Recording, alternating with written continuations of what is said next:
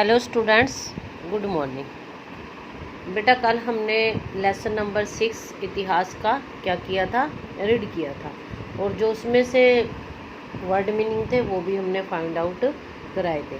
आज हम इसकी एक्सरसाइज पे और शॉर्ट क्वेश्चन की तरफ चलते हैं। तो सबसे पहले देखिए, सही और गलत बताओ।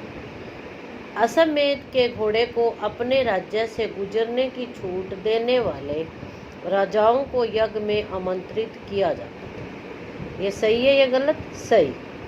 नेक्स्ट है, राजा के ऊपर सारथी पवित्र जल का छिड़काव करता था। सारथी नहीं करता था बेटा, कौन करता था? पुरोहित। तो ये क्या हो गया आपका? रोंग। क्या हो गया ये?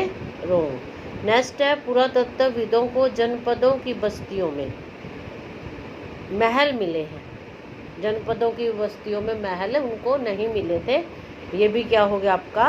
रोंग। नेक्स्ट है, चित्रित दूसर पात्रों में अनाज रखा जाता था। ये भी रोंग है। अगला है, महान जनपदों में बहुत से नगर किला बंद थे।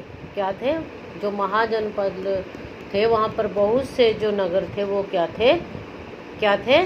किला बंद थे। ये आपका सही आ जाएगा। क्या है ये आपका? सही। देखो बेटा, पहला आपका सही है और लास्ट का आपका ठीक है, लेकिन जो बीच के हैं ये सही, सारे के सारे क्या है? रोंग। फर्स्ट और लास्ट ये आपका आंसर राइट है। आगे है, नीचे दिए गए खानों में निम्नलिखित शब्दों को भरिए। ये जो दिए हुए हैं बेटा देखो खाने, ये एक में आर्किटेक्ट संग्राहक, एक में कृषक, व्यापारी, शिल्पकार और पशुपालक। ये जो 5 हैं बॉक्स, इनमें सारे में आपने पेंसिल से इसको क्या कर देना? फिल कर देना। नेक्स्ट अब हम चलते हैं शॉर्ट क्वेश्चन की तरफ। किसकी तरफ चलते हैं? शॉर्ट क्वेश्चन की। अब देखो आपका शॉर्ट क्वेश्चन क्या है। पहला आपने बेटा ये कॉपी पर राइट करने हैं शॉर्ट क्वेश्चन। पहला है आपका, हमारे देश में शासकों का चुनाव कैसे होता है? हमारे देश में शासकों का चुनाव कैसे होता है? आंसर आएगा मतदान के द्वारा। क्या आएगा? मतदान के द्वारा। नेक्स्ट है, राजा के रूप में प्रतिष्ठित होने के लिए कौन सा यज्ञ का आयोजन किया जाता था? कौन से यज्ञ का आयोजन किया जाता था? अश्वमेध यज्ञ का। थर्ड क्वेश्चन है, उत्तर वैदिक ग्रंथ किसे कहते हैं? उत्तर वैदिक ग्रंथ किसे कहते हैं?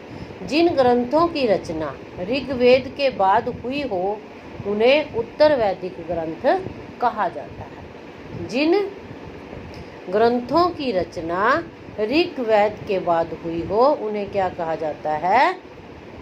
उत्तर वैदिक ग्रंथ कहा जाता है।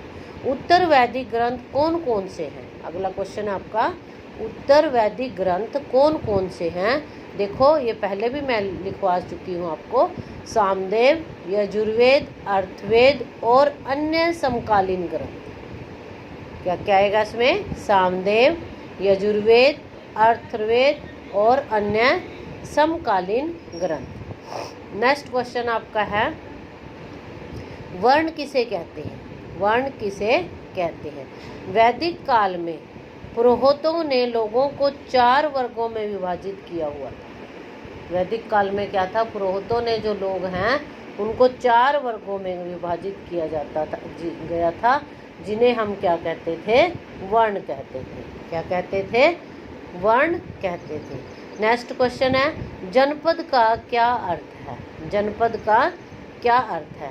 ये आप बुक से भी है बेटा, मैं रीडिंग आपको करा चुकी हूँ।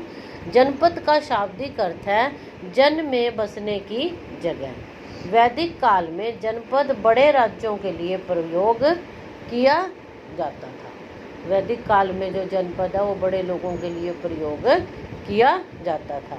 कौशाम्बी किला किस राज्य में स्थित है? कौशाम्बी ये बेटा किले का नाम है। कौशाम्बी किला किस राज्य में स्थित है? आंसर आएगा उत्तर प्रदेश में। किस राज्य में स्थित है? उत्तर प्रदेश में। नेक्स्ट क्वेश्चन, महाजनपदों में उपज का कितना भाग कर के रूप में लिया जाता है? कर मीन्स क्या होता है? टैक्स।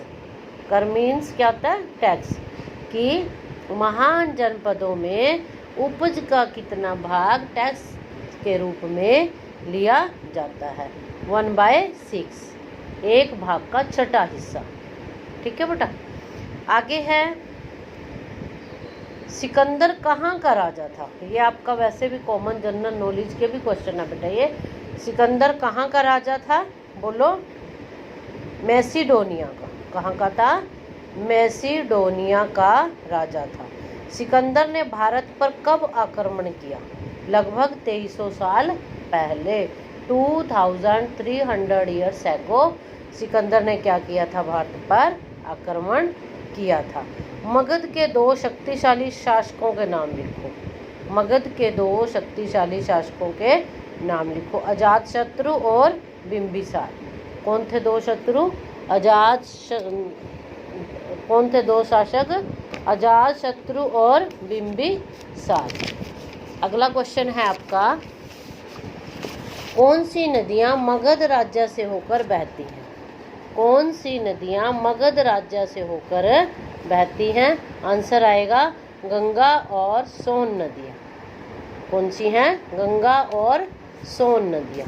बेटा ये आपके 10 क्वेश्चन हैं शॉर्ट। आपने क्या करना है? इनको नोटबुक पर राइट करने हैं और वो फिलअप्स जो हैं वो बुक में आपने फिल भी करने हैं और सही गलत जो हैं वो आपने अपनी बुक में ही करने हैं।